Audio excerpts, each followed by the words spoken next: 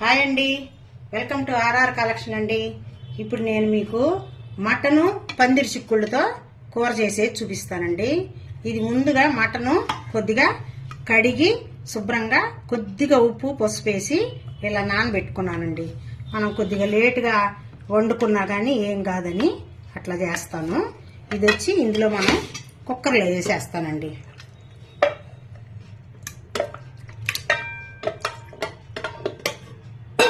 ఇప్పుడు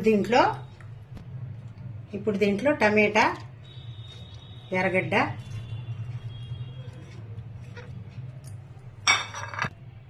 కొద్దిగా కడిగేటప్పుడు కొంచెం వేసానండి. అంటే అది ఏం పాడవకుండా ఉంటుందని, స్మెల్ గిల్లు రాకుండా. ఇప్పుడు మళ్ళీ కొద్దిగా 1/4 టేబుల్ స్పూను పసుపు వేసాను.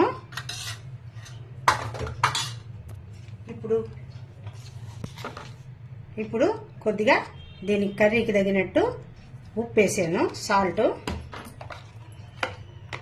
1 టేబుల్ స్పూను ధనియాల పొడి వేసానండి.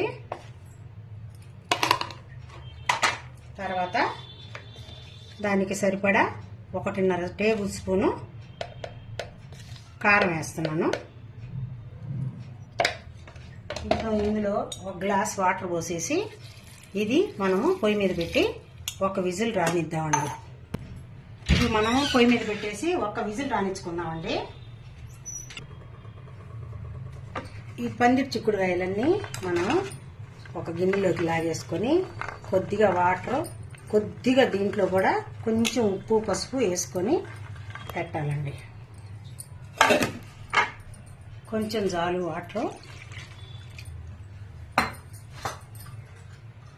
కొద్దిగా పసుపు,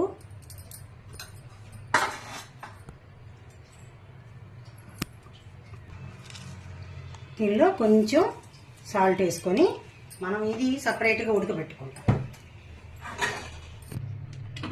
ఇప్పుడు మనం కుక్కర్ మూత తీసేసుకున్నామండి. ఈ పందిరి చిక్కుడుకాయలు సపరేట్గా ఉడకబెట్టుకున్నాం కదా, దాన్ని రెండింటిని ఒక గిన్నెలోకి వేసి కలుపుకునేద్దామండి. ఇది ఇందులో వేసేసి ఇలా 2 కలుపుకొని పెట్టుకుంటాం, పక్కన పెట్టుకుంటాం. ఇప్పుడు కొద్దిగా ఆనియన్, కరివేపాకు, అల్లం వెల్లుల్లి పేస్టు, ఆనియన్ పేస్టు, ఆనియన్ కరివేపాకు. ఇప్పుడు ఒక గిన్నె పెట్టేసుకొని స్టవ్ వెలిగించుకొని గిన్నె వేడెక్కిన తర్వాత ఆయిల్ వేసుకొని, గిన్నె వేడెక్కిందండి. ఇప్పుడు ఆయిల్ వేసుకుంటున్నాను.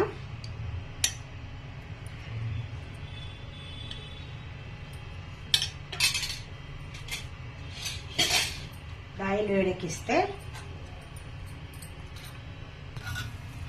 ఇప్పుడు మనం ఆయిల్ వేడెక్కేసింది. 1/2 టేబుల్ స్పూను ఆవాలు వేసేసుకున్నామండి.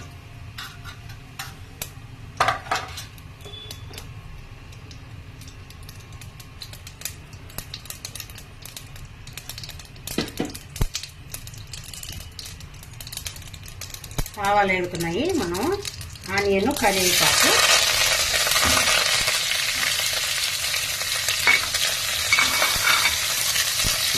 ఈ 2 వేగేటప్పుడు మనము అల్లం వెల్లుల్లి పేస్ట్ 1.5 టేబుల్ స్పూన్ తీసుకున్నామండి. ఇప్పుడు దాన్ని కొద్దిగా మనం వేగనిస్తాము. మనం కావాలంటే మటన్ వేసి ఉడికించేటప్పుడు కూడా అల్లం వెల్లుల్లి దాంట్లో వేసేసి ఉడికించవచ్చు. లేదనుకుంటే ఇట్లా ఆయిల్లో మనం వేపుకోవచ్చు. ఎలా అయినా బాగానే ఉంటుందండి. ఇప్పుడు ఇది కొద్దిగా వేగింది కదా, ఇప్పుడు ఇందులో 1.5 టేబుల్ స్పూను ఆనియన్ పేస్ట్ వేసేసానండి. ఈ 2 కొంచెం బాగా సన్న ఫ్లేమ్లో బాగా కొద్దిగా ఎర్రగా వచ్చేంత వరకు, అంటే బ్రౌన్ కలర్ వచ్చేంత వరకు వేపుకుందాం. దీనిలో ఇప్పుడు గరం మసాలా పౌడర్ కూడా 1 టేబుల్ స్పూను యాడ్ చేసుకున్నాం, చిన్న టేబుల్ స్పూన్ అండి. ఇప్పుడు ఇది చిన్నగా వేపుకుందాం. ఇప్పుడు అంతా బాగా వేగిపోయిందండి. ఇది మనము మటను పందిరి చిక్కుడు కలుపుకున్నాం కదా,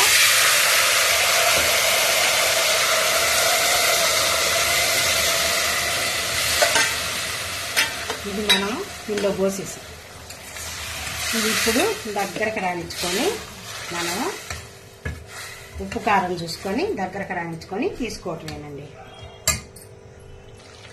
ఇప్పుడు కూర దగ్గరకు వచ్చేసిందండి. ఇది మనం స్టవ్ కట్టేసి సర్వింగ్ బౌల్లోకి తీసేసుకున్నాం. చూడండి, ఇప్పుడు సర్వింగ్ బౌల్లోకి తీసేసుకున్నాం మనం మటను పందిరి చిక్కుడుకాయ కర్రీ. సూపర్ టేస్ట్గా ఉందండి, భలే వచ్చింది. ఇది దీనిలో తెల్లబాయలు అంటే వెల్లుల్లిపాయలు ఉన్నాయి కదండి, అవి ఒలిచి కానీ వేసుకుంటే ఈ కూర పత్యం వాళ్ళకి బాలింతలకి చాలా మంచిదండి. బాగా పాలు పడతాయి. ఈ పందిరి చిక్కుడుకాయ అంటేనే పాలు పడతాయండి. పందిరి చిక్కుడుకాయ ఎక్కువ పెడతారు బాలింతలకి. దీనిలో వెల్లుల్లిపాయలు కానీ ఒలిచి వేసేసుకుంటే దించే ముందు మనము కొంచెం ఆవిరికి కొద్దిగా ఉడుకుతాయి. అవి కానీ తింటే బాలింతలకి పాలు బాగా పడతాయండి. ఇది మీరందరూ ట్రై చేసి చూసి నాకు కామెంట్లో చెప్పండి. మా వంట ఈ కర్రీ కానీ నచ్చినట్టయితే లైక్ చేయండి, షేర్ చేయండి, సబ్స్క్రైబ్ చేయండి. ఇప్పటి వరకు కంటిన్యూగా మా వీడియో చూసినందుకు థ్యాంక్స్ అండి.